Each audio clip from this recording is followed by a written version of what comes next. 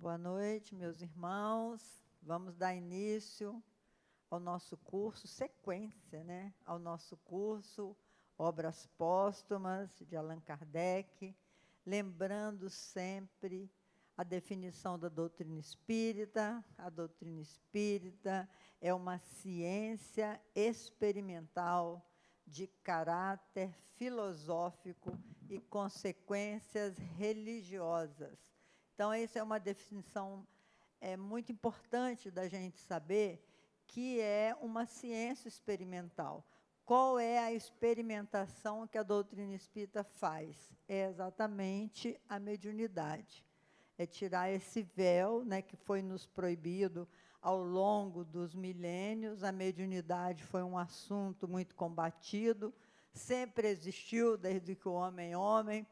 O ser humano tem condições de se comunicar com a realidade espiritual, mas isso foi visto de uma forma ruim, como se fosse um feitiço, uma bruxaria. E aí o Espiritismo veio tirar esse véu, por isso é uma ciência experimental, à base da experiência. A gente tem em toda a casa espírita, nós temos as reuniões mediúnicas, nós temos o atendimento fraterno, nós temos as receitas, né? Nós temos as orientações psicografadas, tudo isso com a ajuda da dimensão espiritual. E também os princípios básicos da doutrina espírita, porque as pessoas às vezes perguntam, qual o espiritismo será a religião do futuro? Aí os espíritos dizem, não, a religião do futuro será a religião natural. O homem saberá se conectar com o Criador e, ao mesmo tempo, com seus irmãos, encarnados ou não. Mas os princípios básicos da doutrina espírita, esses sim nortearão as religiões do futuro. Então, é bom a gente recordar isso para a gente não ficar cheio de verdade, cheio de preconceito, que a nossa doutrina é a melhor, é a mais produtiva, é o que o Consolador prometido por Jesus. Isso nós aceitamos que sim. A doutrina espírita é o Consolador prometido por Jesus, segundo mesmo os Espíritos. Está de cabelo novo hoje, está lindésima, como sempre, né?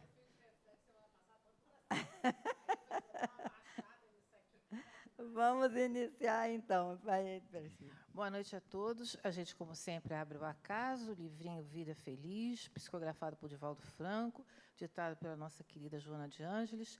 E aqui a gente caiu no seguinte tema. Acostuma-te à verdade. O hábito da mentira branca também é chamado inocente ou social. Levar-te-á às graves. As graves, empurrando-te para o lodaçal da calúnia e da maledicência frequente.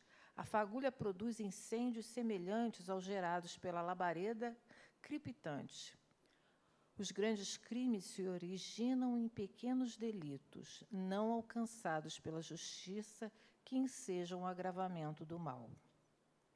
Vamos fechar os nossos olhos, relaxar a nossa postura. Nós estamos sendo assistidos nesse momento apenas pelos irmãos aqui presentes, mas futuramente seremos assistidos pelos nossos irmãos no YouTube. E, no momento que eles estiverem assistindo, que sigam essas orientações, que relaxem o corpo, a mente, e pensem em Jesus, em Joana de Ângeles, que aqui na sua casa nos acolhe sempre, mentalizando o bem, mentalizando a força que Jesus tem dentro da nossa vida, dentro do nosso coração, pedindo a Ele que nos fortaleça e nos traga os seus aprendizados e que possamos absorver todos os ensinamentos dessa doutrina maravilhosa, que é a doutrina dos Espíritos. Demos todos graças a Deus. Graças a Deus. Então, vamos iniciar. As informações sobre a aula. Hoje é dia 17 de abril. Tá? De abril, é. É um erro em... Olha, fui eu que fiz, tá, gente? Desculpa. Desculpa. 17 de fevereiro. Eu só me atrasei.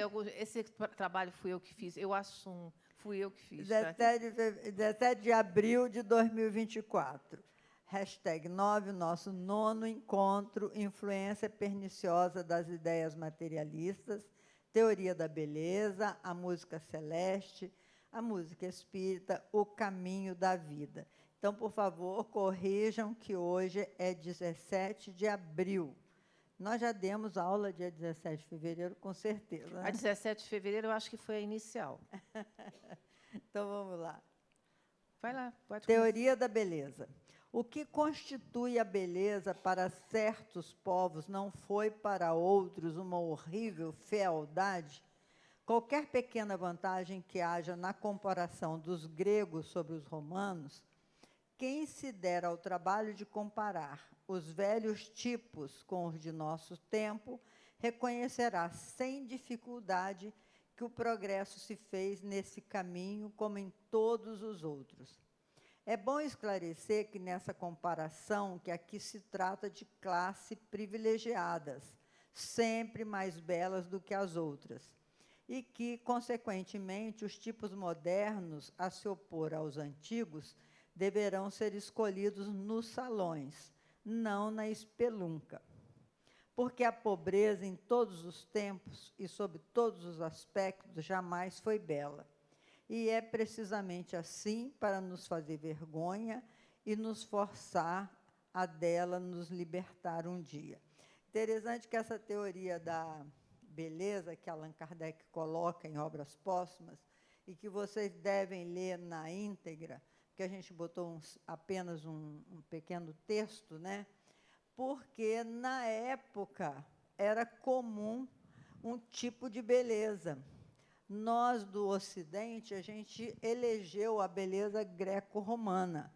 Tanto é assim que a mulher bonita é aquela, naquela época, que era mais gordinha, que tinha uma cinturinha, né, tinha bastante busto. Depois, a beleza da mulher, principalmente, foi se modificando. E quando Kardec fala da fealdade, e ele colocou isso dando certas características de certos povos, criou uma resistência tão grande que a Federação Espírita Brasileira, eu acho que foi até multada por conta de colocar essa teoria da beleza. Então, eu queria que vocês lessem bastante, porque o que Kardec fala aqui é uma verdade, que a beleza é totalmente transitória. E que a classe pobre, digamos, as pessoas que não têm recurso para se cuidar, é natural que elas não fiquem tão bonitas, porque a pobreza é feia. Quem é que pode achar bonito a falta de esgoto, a falta de iluminação e as casas tão mal pintadinhas, tão desarrumadas? Então, de alguma forma, a gente estruturou na nossa cabeça um tipo de beleza. É bom que a gente fale nisso. Júlio César o Grande era um romano, Sócrates, um grego, né?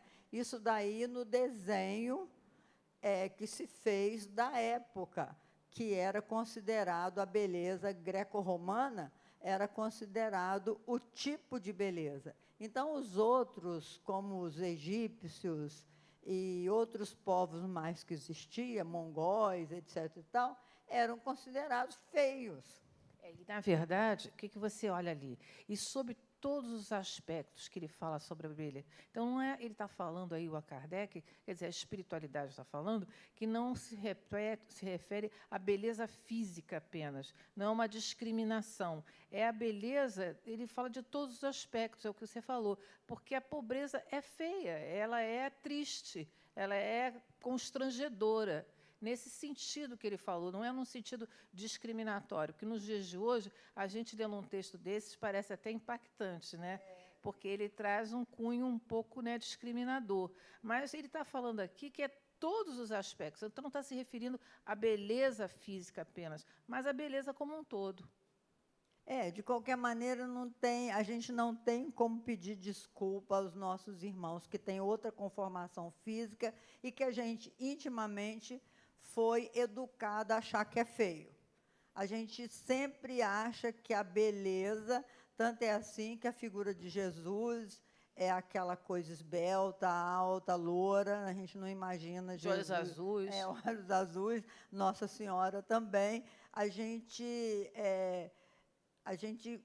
tem um arquétipo, digamos assim, falar na linguagem junguiana, que a beleza tem que ter esse biotipo. É. Mas se você vai conviver com outros povos, eles devem achar a gente horroroso também. Assim como a gente tem restrições com relação à beleza de alguns tipos físicos, o outro também foi acostumado a uma outra conformação Uma outra física. configuração, né? A verdade, meus irmãos, é que a beleza tem a ver com a espiritualidade. Segundo os espíritos hoje, a pessoa pode não ter uma aparência greco-romana, digamos assim, que é a beleza que nós fomos acostumados a cultuar, ela pode não ter essa aparência, mas tem uma alma tão límpida, tem uma energia tão maravilhosa, que hoje em dia a gente sabe que tudo é energia, que você vê, você perguntar assim, quem que é mais bonita, a Vera Fischer ou a Madre Teresa de Calcutá? Aí a gente vai dizer, claro que é a Vera Fischer, né? No nosso esquema de beleza. Mas a Madre Teresa de Calcutá, ela mostra um outro tipo de beleza, um outro tipo de olhar. Então, é isso que... E tem pessoas que a gente, às vezes, encontra na vida comum mesmo, no cotidiano, que não é tão bela, tanto o homem quanto a mulher, mas que se torna tão simpático e tem uma energia tão boa que você não se prende à beleza estética.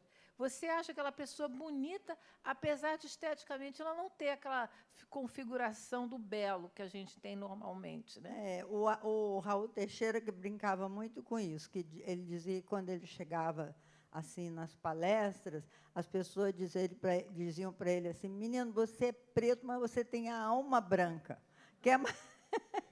Quer maior preconceito do que esse, gente? Pelo amor de Deus, né? Hoje em dia a gente acha um horror isso, mas nós já vivenciamos isso muito intensamente.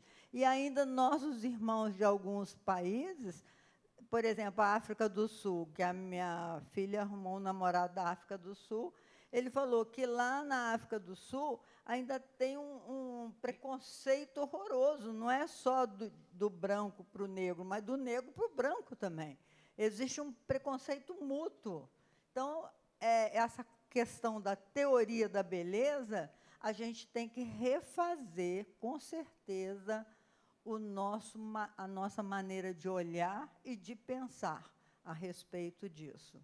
A gente já consegue achar hoje em dia muitas formas que antigamente não gostávamos, a gente já consegue achar bonito. E, na verdade, né, Leila, é que tem uma coisa muito interessante. Quem se der o trabalho de comparar os velhos tipos com o nosso tempo, isso significa que o homem, a beleza física, ela também teve uma mudança. A evolução do homem, a figura humana também sofreu alterações. O biotipo do homem atual não é igual ao homem de alguns séculos atrás. Mas ainda assim, Precinha, a gente não pode dizer que eles eram mais feios do que a gente. Não, mas a gente está dizendo que embora a gente ache. Não é isso. O que eu estou querendo dizer é que nós sofremos evolução. As formas vão mudando, né? Nós não temos a mesma configuração que tinha o homem das cavernas, claro, aqueles milenares lá que, né, estavam lá lidando com os dinossauros, sei lá. Então, nós temos já uma mudança física no corpo, no formato da nossa cabeça. Para eles, né, naquela época, era o belo, mas hoje a gente já tem uma outra visão, que vai mudando com o tempo, né? Por mais que a gente fale, não tem desculpa, né? Vamos lá. Não é querer justificar, mas é querer entender, né? Vai lá, os primeiros habitantes. Os primeiros habitantes, olha como é que eles eram, né? Vamos combinar, né? Houve uma evolução, concordam comigo? O homem que vivia antes do dilúvio, em companhia dos mastodontes e dos ursos das cavernas e outros grandes mamíferos, hoje desaparecidos. O homem fóssil, em uma palavra, portanto, por tanto tempo negada, foi, enfim, encontrado e a sua existência colocada fora de dúvida. Apesar dos contos poéticos sobre a beleza original, apesar do respeito que temos ao antigo chefe da nossa raça, a ciência foi obrigada a constatar que ele era de uma fealdade prodigiosa. Olha a linguagem preconceituosa da época que a gente está vendo aqui. Nós estamos colocando na íntegra para vocês verem por que Kardec sofreu uma pressão enorme depois de publicar, né? Kardec não, que ele já tinha desencarnado.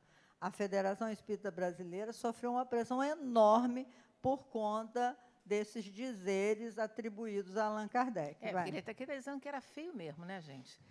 Suas mandíbulas... Não aliviou. Na sua concepção, na nossa concepção. Suas mandíbulas estavam armadas de dentes longos e salientes. A fronte era fulgente, as têmporas achatadas. Em uma palavra, o pai venerável devia se assemelhar muito mais a um orangotango do que a seus filhos distantes de hoje. Quer dizer, ele faz aqui uma comparação, né, do que nós éramos para o que nós somos. É a evolução humana, né, gente? Vamos combinar, né?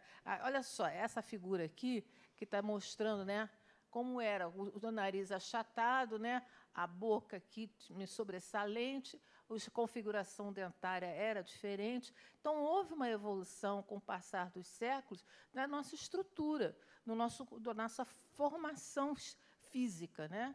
Então, aqui a gente tem a evolução do homem, e aqui mostra. Nessa época daqui, esse aqui era o belo, né? Então, a gente vai mudando de mentalidade. Nós vamos evoluindo espiritualmente e fisicamente. É isso mesmo, gente. Mas vocês entenderam por quê que a Federação sofreu pressão? É porque, na verdade, no fundo, hoje, na nossa cabeça, isso está extremamente, né, preconceituoso. Né? É, claro. A perfeição do Criador, o belo, o que é verdadeiramente digno desse título, é uma coisa essencialmente relativa. Então, aí você vê que Kardec tem toda a razão, porque se pode sempre conceber alguma coisa de mais bela e de mais perfeita. Não há senão uma única beleza, senão uma única perfeição, que é Deus. Fora dele, tudo o que decoramos com esses atributos não são senão pálidos reflexos da beleza única, um aspecto harmonioso das 1001 harmonias da criação.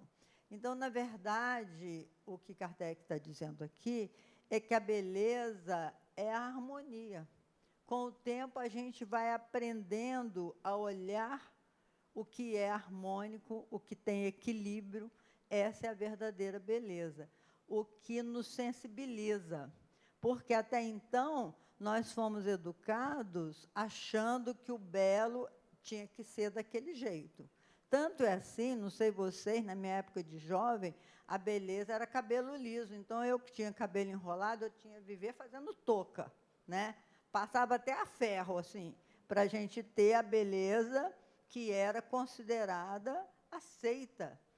E na época, na minha época de adolescente, a gente ter busto era bonito, de repente passou a não ter. Então, você ficava meio corcunda para esconder o seu busto enorme. A beleza é uma coisa muito frágil, meus irmãos. O belo, como diz Allan Kardec, é uma coisa relativa. E, às vezes, o que é bonito para um é feio para o outro. A beleza está nos olhos de quem vê. Por isso que não vale a pena a gente desenvolver todo esse nosso preconceito com relação à beleza. Vamos lá. A música celeste. Ah, a música celeste. Eu achei muito lindo esse capítulo, sabia? A música espírita e a música celeste. Um dia, numa das reuniões da família, o pai lera uma passagem do Livro dos Espíritos relacionada à música celeste. Uma de suas filhas, boa musicista, dizia a si mesmo: mas não há música no mundo invisível. À noite, ela mesma escreveu a comunicação. Olha só, ela mesma escreveu a comunicação. Tu aprendeste que a música do céu é muito mais bela do que a da terra. Tudo isso é verdade. Entretanto, te dizias à parte e a ti mesma: como Bellini poderia vir me dar conselhos e ouvir a minha música? Provavelmente foi algum espírito leviano e farsante. Tu te enganas. Quando os espíritos tomam um encarnado sob sua proteção, seu objetivo é fazê-lo avançar. Então, Kardec está aqui contando uma história de um pai de família que estava lendo uma passagem dos livros espíritos relacionada à música celeste. E a filha, ouvindo aquilo, né, e ela era uma boa musicista, como está dizendo aqui no texto, ela dizia, mas como assim? Eu estou sendo inspirada por um maestro, um homem de grande vulto. Isso não é possível, só pode ser um espírito zombeteiro, farsante, que isso não é possível. Como ele chegaria até mim? Ela se colocou numa posição até de humildade, né? Como quem diz, eu não sou, talvez, digna, né? Me colocando numa situação de dúvida, mas não no sentido de humildade mesmo. Como é que eu posso ter essa qualidade a ponto de receber essa ajuda, né? E aí os espíritos dizem, tu te enganas. Quando um espírito resolve, como objetivo, proteger alguém, o objetivo dele é de fazer com que esse alguém avance, com que esse alguém progrida. Então, a gente não pode duvidar de que esses espíritos iluminados, que tiveram vidas brilhantes, carreiras brilhantes, se aproximem de nós para nos inspirar.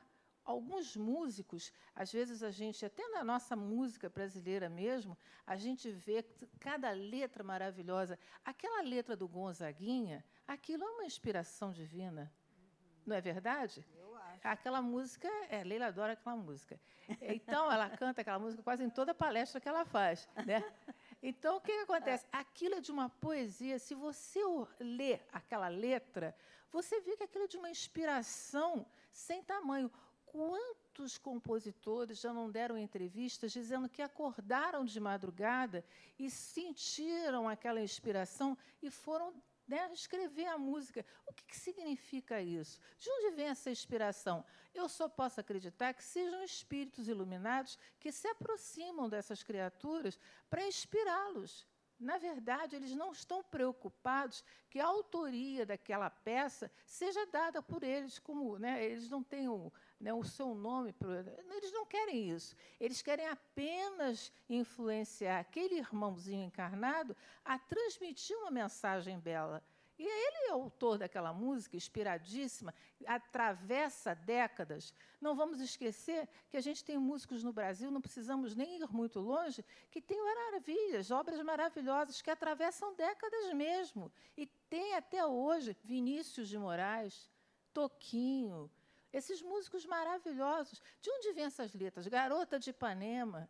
Então, na verdade, claro que tem uma mídia aí por trás, mas se você pegar a letra, passa o tempo. As músicas de hoje têm esse conteúdo, têm essa beleza? Me desculpe, eu estou sendo meio preconceituosa agora, mas eu duvido que daqui a um ano alguém que lembre de alguma música dessas. Porque elas não têm conteúdo, não têm aquela poesia, aquela coisa harmônica que a Leila acabou de falar. Isso, para mim, é uma influenciação espiritual desses músicos que estão na espiritualidade, transmitindo essa energia, essas intuições, essas percepções para os encarnados. É verdade, meus irmãos. Nós tivemos na Terra, no século XIX, como disse Conan Doyle, né, o autor do Sherlock Holmes,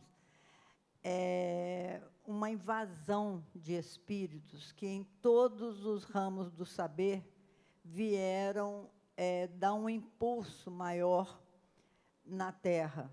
E antes deles também, lá pelo século XV, XVI, que nós tivemos Shakespeare, tivemos Bach e Mozart, todos esses grandes mestres da música, que eles fizeram uma coisa imortal.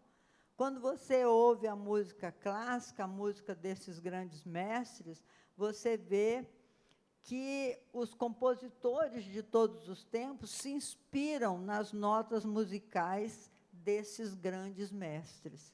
Então, quando a humanidade está preparada para dar um salto em determinado conhecimento, a gente recebe espíritos mais iluminados que vêm, que são esses missionários, e trazem essa contribuição. E, às vezes, você vê, hoje, através do iPhone, que você vê os pequenos gênios, né? A gente não sabe nem se é montagem ou não aquilo, porque com a inteligência artificial muita coisa pode ser montagem, mas a gente vê esses meninos gênios, porque na época de Mozart não tinha essas montagens. Em Mozart, aos 5, 6 anos, ele já executava música, né, peças, já criava. Eu acho muito interessante quando a gente lê na história de Beethoven, que o pai de Beethoven levou Beethoven para estudar com Mozart. Não sei se vocês sabiam disso. E, quando chegou lá, Mozart falou assim com ele, faça uma variação dessa partitura aqui, faz uma variação. Variação é assim, pega aquelas mesmas notas e compõe com outras e faz uma variação, né, musical. Diz que Beethoven sentou no piano e fez 50 variações. Aí que Mozart parou e falou, está aí um que será maior do que eu. Então, assim, a humildade dele, Mozart, admitir que Beethoven um dia seria maior do que ele. Porque Beethoven é uma coisa tão extraordinária, né? Ele estava assim, no restaurante, na vida de Beethoven, conta essas coisas lindas, ele estava no restaurante e pediu um prato de comida, que ele estava com fome, e quando o moço veio com a comida, ele falou, quem foi que te pediu isso? Ele estava tudo maluco, né? Quem foi que te pediu isso? Ele falou, foi o senhor. Ele falou, eu não, eu já estou alimentado, porque ele tinha acabado de compor ali uma das sinfonias dele, em pleno restaurante, ele entrava em transe e escrevia no próprio guardanapo de papel. Mas eu acho que essas intuições, elas são inesperadas, né? Elas não são preparadas, elas acontecem. Então, eu acho que Com quem isso... pode, né? Claro, com esses iluminados, né? Quem tem essa capacidade de absorver essas informações. Eu acho que isso é uma prova, por exemplo, a Leila falou muito bem, às vezes a gente recebe no nosso WhatsApp, né, esses videozinhos curtos de crianças fazendo coisas fantásticas, né? atrocidades no piano. Aí você fala assim... Atrocidade, não, coisa linda. Não, é uma maneira de falar. Atrocidade no sentido metafórico, Boa, né? De dedilhar aquele piano com aqueles dedinhos minúsculos, de uma fluência. E você fala como? E você não tem como reconhecer, você não pode deixar de reconhecer que a reencarnação existe, né? É claro, está ali bem patenteada. Está bem né? patenteado. A harmonia. Disse Rossini, o grande maestro Rossini, a harmonia é difícil de definir. Frequentemente confundem-na com a música, com os sons resultantes de um arranjo de notas e de vibrações de instrumentos produzindo esse arranjo. A harmonia não é isso. A chama não é a luz. A chama resulta da combinação de dois gases, é tangível. A luz que ela projeta não é tangível, é um efeito dessa combinação e não a própria chama.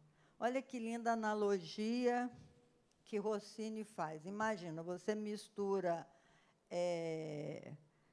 dois gases, né, que produz o fogo, e esse fogo ilumina. Então, a gente não pode dizer que aquela iluminação definir aquela iluminação. A gente sabe que aqueles dois gases produziu aquela iluminação, mas você não pode definir aquela iluminação, como ele diz. Né? A chama não é a luz. A luz é o resultado da chama. Então, isso é que ele quer explicar o que é harmonia. Como é difícil a gente entender o que é uma coisa harmônica. Eu não sei se eu estou me fazendo explicar, porque é difícil de explicar mesmo. Então, é como se você acende uma vela aqui, vai iluminar, né? Mas não é a vela e o fósforo que provocou a luz, aquela harmonia que deu aqui. O que provocou é o que você sentiu a respeito do que você está vendo. A emoção, talvez, né? Aqui o efeito é superior à causa. Claro, a luz que deu é superior à causa que produziu. A harmonia resulta de um arranjo musical. É um efeito que é igualmente superior à causa. A causa é brutal e tangível. O efeito é sutil e não tangível. Então, isso é que o grande maestro Rossini disse para Allan Kardec, para a gente entender que a beleza é a harmonia. Mas a harmonia não tem definição. A harmonia acontece. Então, se a pessoa executa... Eu estou lembrando também de Cecília Meirelles. Eu lembro que Rubem Alves, no livro que ele fala, Variedade dos Prazeres, Rubem Alves é esse grande educador que escreveu a Pipa e a Flor, ele escreveu A Selva e o Mar. Ele é fantástico. Quem lê Rubem Alves sabe do que eu estou falando. E A Variação dos Prazeres, nesse livro, ele propõe que a educação, educar, é um prazer, exige harmonia. Então, para ele buscar a harmonia íntima, ele realizou um grupo de poesia, porque diz ele que a poesia tranquiliza o homem e o torna mais bonito. Quem gosta de poesia? Deixa eu ver se é bonito. A poesia torna o homem mais tranquilo, o homem que eu digo é o ser humano, mais tranquilo e mais bonito. Aí Drummond lembrou, na reunião lá da poesia, Drummond lembrou que Cecília Meirelles, que é uma grande poeta, ela estava sempre ausente.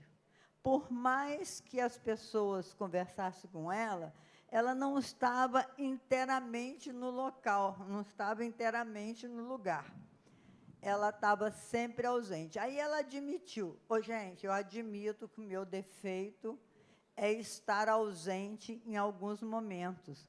É porque eu prefiro a essência. Não sei se vocês estão entendendo, essa gente que pensa, é tudo muito sutil, né? Então, o que ele quis dizer com isso? Que quando você busca a essência das coisas, essa não tem definição. É igual uma harmonia. Você sente quando o ambiente está harmônico, quando a energia está boa, quando a energia te é favorável, você é capaz de perceber. Por isso, Jesus também falou. Porque ela não é tangível. Ela não é tangível. Jesus falou, veja quem tem olhos de ver, ouça quem tem ouvidos para ouvir. Às vezes você está olhando, mas não está vendo, porque você não tem uma percepção tão apurada, capaz de perceber o que está acontecendo ao seu redor. De modo, meus irmãos, que nós somos espíritos encarnados. Na verdade, nós somos alma imortais. E a gente não percebe muita coisa que deveríamos perceber, qual seja a essência das coisas. A gente não percebe. Estou me fazendo entender? Sim, até porque a graduação espiritual de cada um é aquilo que vai ajudar a percepção a acontecer. Se você é uma pessoa com uma evolução mais além, tem uma sutileza maior, espiritual, você vai perceber coisas que aquele que é mais rudimentar vai ter dificuldade. Não vai perceber. Não vai perceber. Então, isso também está alinhado com a tua evolução espiritual. Tua evolução espiritual vai ajudar com que essas percepções ocorram ou não. Amplia, a gente amplia. É a ampliação de consciência. A condição de perceber Exatamente. o que é essencial, perceber a essência. Então, como hoje, depois de Einstein, que massa igual, energia igual a massa, vezes velocidade da luz ao quadrado, ele definiu muito bem que nós somos uma usina, né, de energia, de força, nós somos uma usina de força, a gente vai atraindo para o nosso psiquismo o potencial que a gente tem energeticamente. Se nós começarmos a trabalhar a nossa autoiluminação, nós vamos conectar com um tipo de espíritos que é capaz de alimentar a nossa alma para essa ampliação energética aumentar. Estou me fazendo entender, E gente? essa Pelo amor de Deus. percepção de evolução nada tem a ver com o intelecto. Também pode ajudar, mas não necessariamente está atrelada ao desenvolvimento intelectual. É uma percepção da essência da pessoa. Vamos lá, então. O poder da música. Então, vamos lá, a gente vai falando junto. A música exerce uma feliz influência sobre a alma. A alma que a concebe exerce também uma influência sobre a música. A alma virtuosa, que tem a paixão do bem, do belo, do grande, e que adquiriu a harmonia, produzirá obras-primas. É o que nós estamos falando, né? Quando tem essa essência mais que tem essenciada, mais evoluída, mais apurada, evidentemente, a oportunidade de criar obras mais evoluídas, obras mais sutis, obras-primas, como a gente fala no nosso linguajar, né? Se o compositor é terra a terra, como representará a virtude que ele desdenha, o belo que ignora e o grande que não compreende? Olha, quando eu li isso aqui, eu pensei logo nas musiquinhas que a gente ouve hoje em dia, né?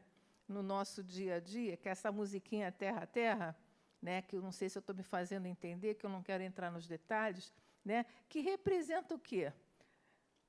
Se o compositor é terra a terra, como representará a virtude que ele desdenha? Quer dizer, ele não está ali preocupado com a virtude, ele não está preocupado. A preocupação é muito terra a terra, é muito o aqui e o agora, né? É o prazer, é a virtude do prazer. Ele não está preocupado com o belo, que ele ignora, que ele nem se preocupa com isso, e o grande que ele não compreende.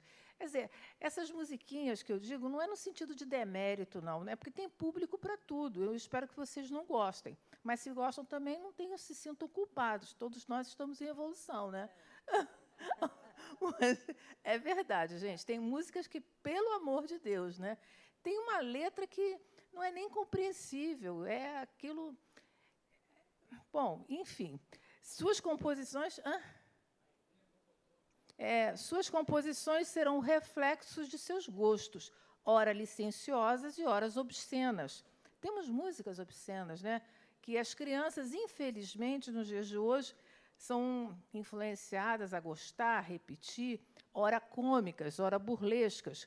Comunicarão aos ouvintes os sentimentos que exprimirão e pervertê-los-ão ao invés de melhorá-los. Evidentemente que a gente está passando por essa transição, mas isso faz parte de um aprendizado, eu acredito nisso, tá? Então, eu acho que não estamos perdidos, estamos apenas em aprendizado, porque tem muita gente ainda que elege, né, que gosta desse tipo de música, que gosta de participar de eventos que tem esse tipo de música. É o gosto de cada um. Mas o que Kardec está dizendo, isso está lá em Obras Póstumas, você não é um texto atual, mas olha como é que ele está atual, ele está contemporâneo. Suas composições serão reflexos dos seus gostos, ou seja, do que você carrega na sua alma, na sua intimidade. Você expressa através daquilo que você compõe, através daquilo que você produz. Ali você está refletindo quem você é. Ora licenciosas e ora obscenas. Você mostra aquilo que você é naquilo que você produz, seja numa música, seja em qualquer coisa que você traga para a sua vida. Então, qualquer coisa que você veja nesse sentido é sinal de inferioridade, sim. Mas, como todos nós estamos em evolução, claro que esses espíritos um dia se sentirão tocados e produzirão obras-primas. Meus irmãos, que tudo é energia, né? E a gente atrai de acordo com a nossa essência. Não há como disfarçar. Na realidade espiritual não tem jeitinho. Você é o que você cultiva, o que você pensa, o que você escolhe. Isso fala sério, é bem uma força. Os ambientes que você frequenta, os pensamentos que você tem, as músicas que você elege como suas preferidas, enfim, tudo isso mostra quem você é. As suas escolhas, né?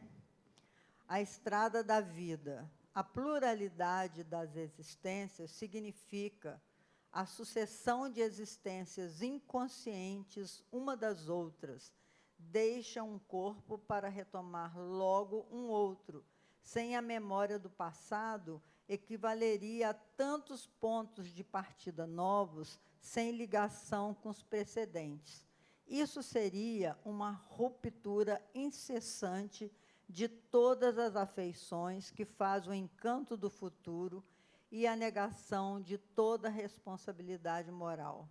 Seria inadmissível e incompatível com a justiça de Deus quanto aquela de uma só existência, com a perspectiva de uma eternidade absoluta de penas para faltas temporárias. São trechinhos tirados do texto da Estrada da Vida, mas o que Kardec está dizendo, em resumo, é que a vida tem noção de continuidade. Se nós tivéssemos uma existência separada da outra, não teria o menor sentido a vida. Porque se você construir um pouco numa existência, você vai dar continuidade a esse saber numa nova existência. Porque a vida tem noção de continuidade. Às vezes a pessoa diz assim, mas numa existência eu escolhi ser arquiteto. Na outra, para aumentar meu aprendizado, eu vou escolher ser um músico. Digamos que isso possa acontecer. Aquele conhecimento adquirido como arquiteto vai ficar em quarentena, esperando a oportunidade de se manifestar.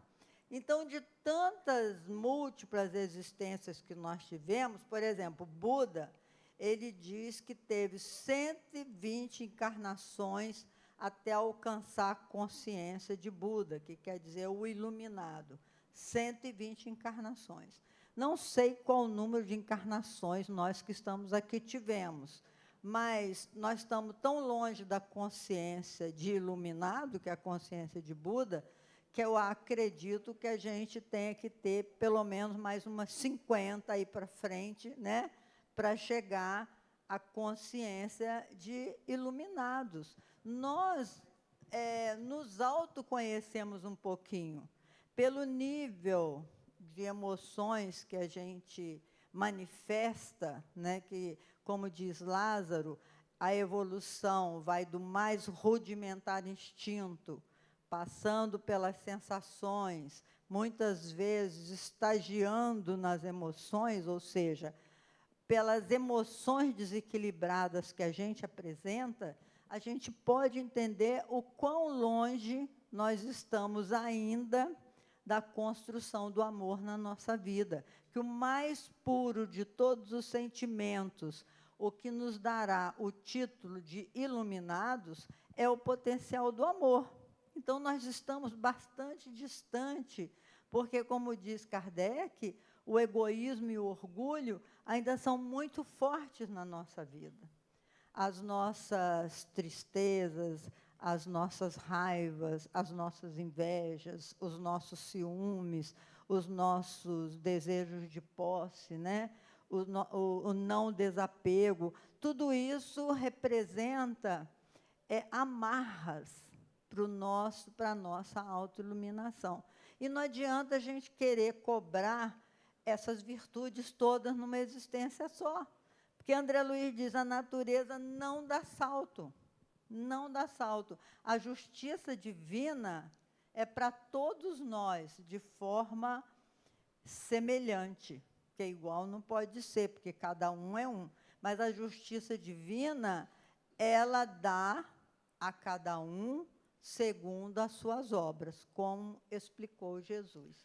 Então, não tem como a gente se enganar. A gente pode fazer cara de bonzinho, a gente pode ter um verniz social, mas cada um de nós sabe intimamente o nível evolutivo em que se encontra. Igual aquele sábio que pediu, Humberto de Campos, que conta isso no livro Contos destas e de outras vidas. Ele conta que um filósofo quis conversar com Sócrates, que era, para ele, o filósofo mais expressivo que passou no mundo. Então, pediu a Jesus a oportunidade de falar com Sócrates. Eu quero, quando morrer, eu quero ter a chance de falar com Sócrates. Aí o guia espiritual dele conseguiu, ele foi lá falar com Sócrates. Aí ele falou, mestre, eu só queria te fazer uma pergunta. Se você reencarnasse na Terra agora, qual seria o seu ensinamento? O que Sócrates respondeu? Sei, que você Conheça-te a ti mesmo. Ah, conhece-te mesmo, tá. Conheça-te a ti mesmo, porque até hoje a gente não conhece, a gente não se conhece. Então, quando você pensa que sabe muita coisa, é que cada vez que você estuda, mais você entende que não sabe nada. Porque a coisa vai numa velocidade, né, gente, impressionante. A gente não sabe nada de nada. E olha que hoje tem o santo Google, né? Graças na a minha Deus. época, a gente tinha que ir para a biblioteca e ficar lá com aquele bando de livros. Conhecer e basta. Olha só, na verdade, a Leila falou uma coisa que eu até me lembrei de outra coisa, que ela fala da evolução do conhecimento. Às vezes, a gente está numa encarnação que a gente tem uma profissão, né? Por exemplo, um engenheiro, uma área de exatas, né? E aí você está ali fazendo o seu trabalho e tal. Mas você tem uma propensão a gostar de outras coisas e ter capacidade de desenvolver essas outras coisas, como uma habilidade que eu não sei agora, artesanal ou qualquer outra coisa. Isso são arquivos das nossas antigas encarnações que, como a Leila bem disse, nós não perdemos. Então, todo esse conhecimento que a gente adquire nas nossas encarnações, eles vão se aglomerando num arquivo ali. E você pode vir com uma outra função de uma determinada encarnação, na atual, por exemplo, mas você traz registros dessas informações que você adquiriu em outras. E aí, às vezes, você assim, você tem tanta habilidade para fazer tal coisa, nem é a sua função, né? Não é da sua profissão. Mas por quê? Porque você tem essa informação no seu perispírito. Já traz essa bagagem. Já traz essa bagagem. Vamos lá. Se durante as existências corpóreas parece não haver solução de continuidade pela ausência da lembrança, a ligação se estabelece durante a vida espiritual, que não tem interrupção. Mais ou menos uma repetição, né, da nossa fala aqui. A ausência da lembrança prova a sabedoria da providência, que não quis que o homem fosse muito desviado da vida real, onde tem deveres a cumprir. Mas, no estado de repouso do corpo, no sono, a alma retoma, em parte, o seu voo, e aí se restabelece a cadeia interrompida somente durante a vigília. Porque a gente está cansado de falar aqui, vocês que fizeram o Livro dos Espíritos, estão assistindo palestra, estão na casa de muito tempo, quem está nos assistindo também já deve participar de outros cursos e sabe que a vida tem ideia de continuidade. A ausência de lembrança, gente, se imagina se você fez uma grande bobagem numa vida anterior, quanto seria doído você lembrar disso nessa existência atual? A culpa, a responsabilidade, o remorso, enfim, todos os sentimentos negativos que te prenderiam, então te permitiriam seguir em frente. Você se sentiria acuado, se sentiria, enfim, sem vontade, às vezes, até de dar prosseguimento à sua jornada. E estão algumas pessoas que não têm preparo nem para passar pelas lembranças atuais, quanto mais as passadas, não é verdade? Então, se você cometeu suicídio, se você cometeu um crime, se você cometeu atrocidades, isso não seria bom que você lembrasse. Então, a providência divina nos traz o véu do esquecimento, para que nós possamos dar prosseguimento. E aí você diz assim, seria tão mais fácil, né, se eu lembrasse de tudo, que aí eu já sabia o que eu tinha que fazer. Não, e cadê o mérito? O mérito seria perdido. Olha a figurinha que bonitinha, gente. O menino falando para o pai, fique tranquilo. Eu também não acreditava em reencarnação quando tinha a sua idade. É tão bonitinho, porque a gente se surpreende com as crianças, né? As crianças de hoje falam umas coisas para a gente, e você fala, meu Deus, quanta sabedoria. Eu agora estou com um neto que está muito interessante, né? Ela conta de uma coisa de neto, eu também posso contar, né, claro. gente? Neto é neto. Não. Aí, o que ele fala assim? Eu acho engraçado que eles falam assim, eu acho que, né, vovó pesquisa. É uma imposição assim, vovó pesquisa. E eu fico assim, gente, de onde que sai essa coisa, né? Tem 7 aninhos, por favor, pesquisa. Então, vê a evolução, né, a criatividade. E essas crianças de hoje já vêm com chip, são espíritos evoluídos que já trazem um cabedal de conhecimento que nós, na idade dele, não tínhamos. É verdade. Não tínhamos essas saídas. Vamos lá. As florestas. Um viajor segue uma estrada e entra na primeira floresta. Lá não mais havia vereda batida, e sim um labirinto entrecruzado no meio do qual se perde. A claridade do sol havia desaparecido sob o espesso maciço das árvores. O viajor fica sem saber para onde ir. Depois de fadigas extraordinárias, chega, enfim, aos confins da floresta, abatido de fadiga, rasgado pelos espinhos, machucado pelos calhaus. Assim pensou ser a estrada definitiva e prossegue seu caminho, procurando se curar de suas feridas. Aí tem continuidade para a gente entender.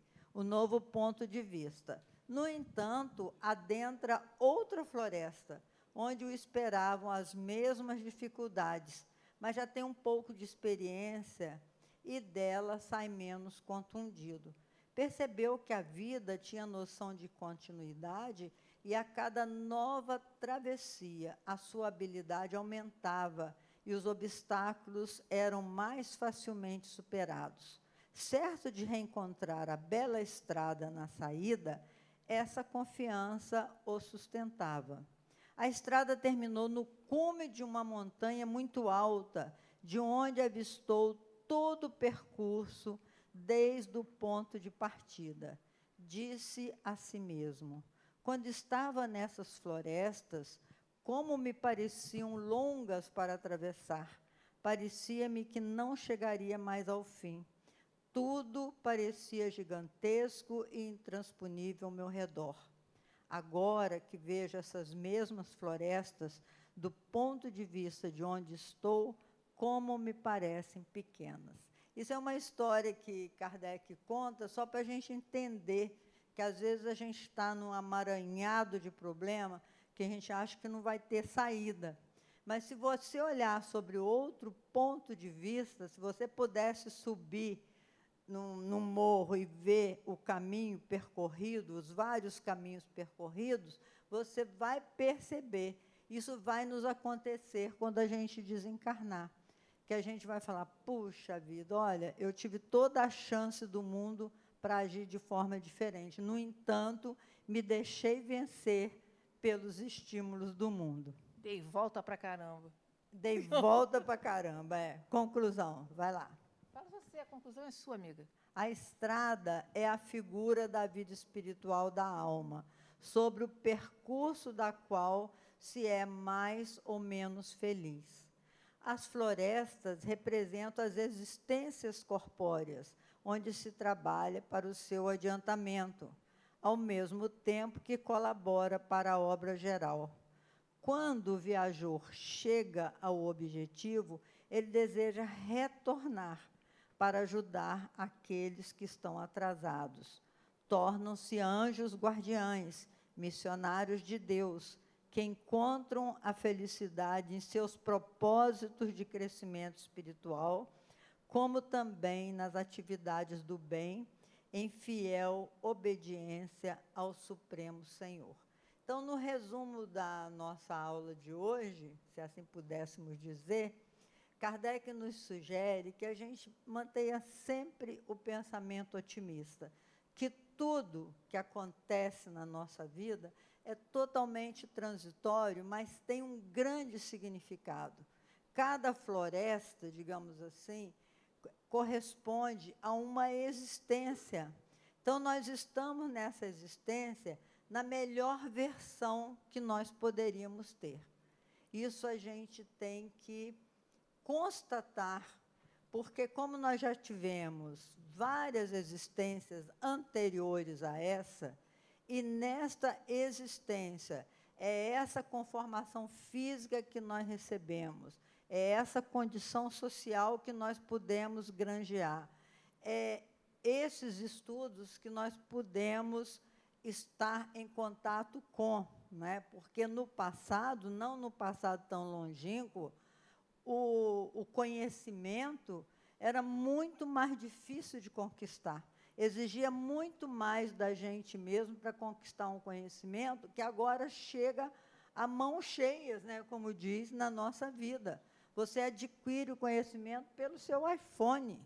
Mas isso também é uma forma da gente apressar a nossa evolução, que a espiritualidade nos concede essas oportunidades tecnológicas para que a gente use elas favoráveis, de forma favorável. E quem sabe usar de forma favorável, sabe muito bem que isso é de uma grande ajuda, porque você tem condições de ver palestras espíritas de grandíssima qualidade, acompanhar cursos de grandíssima qualidade. Leila, inclusive, dá cursos fora daqui de qualidade, livros muito bons, Leon Denis e outros. Quantas pessoas não fazem isso? E se você souber aproveitar essa oportunidade, é uma oportunidade de evolução, de crescimento, de estudo, de facultar a você a oportunidade de crescimento. Então, se a gente souber usar essa rede de apoio, isso é de um significado enorme para nós. É uma questão de inteligência, né?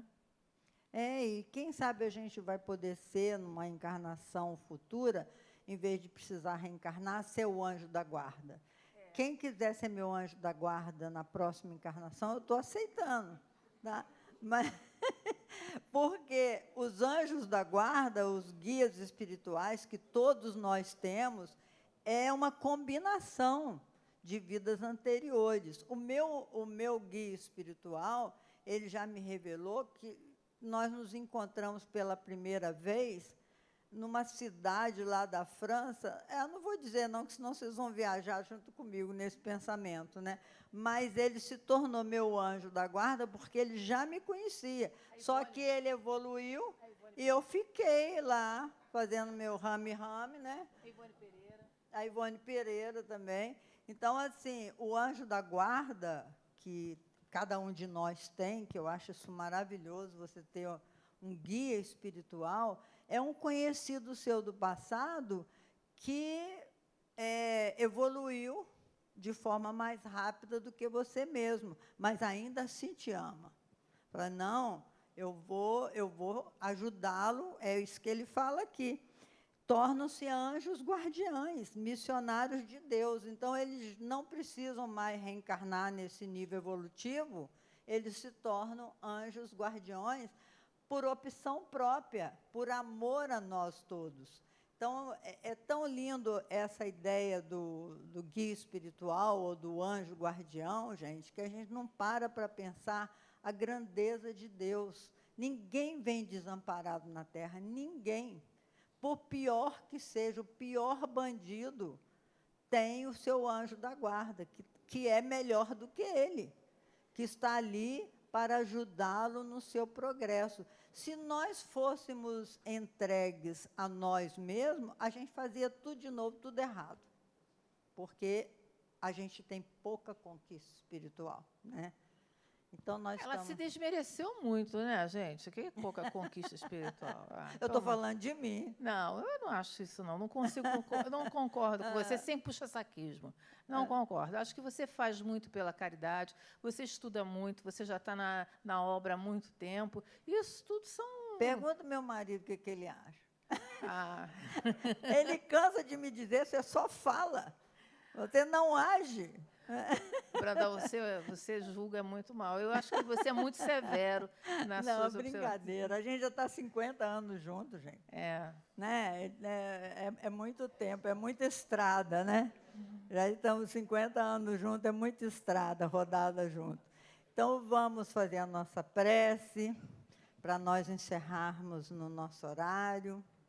Querido Jesus, obrigado, Senhor, pela alegria que sentimos quando adentramos a essa casa de amor, essa casa protegida pelos nossos anjos guardiães maiores ainda, porque nos permite adentrar e receber os fluidos necessários à nossa renovação moral e espiritual.